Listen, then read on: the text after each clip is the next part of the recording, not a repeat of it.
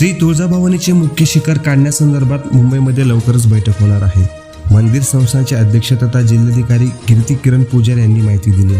आतापर्यंत केंद्रातील पुरातत्व विभागाच्या पथकाने 3 वेळा तुळजाभवानी मंदिरातील मुख्य शिखराची पाहणी केली होती.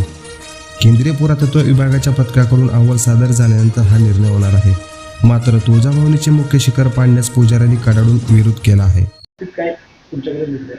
नाही, ही महत्त्वपूर्ण प्रश्न आहे. परवा आम्ही तुळजाभवानी मंदिरामध्ये सर्व पुजारी मंडळीचे अध्यक्ष आणि महंत महाराज आणि मंदिर प्रशासन हे सगळे आपण सोबत आपण मीटिंग घेतली. त्याच्यामध्ये राज्य पुरातत्व विभागाचे अधिकारी आणि त्यांचे कन्सल्टंट पण होते आणि आतापासून ASIचे 3 स्वतंत्र टीम येऊन पाहणी पण केले.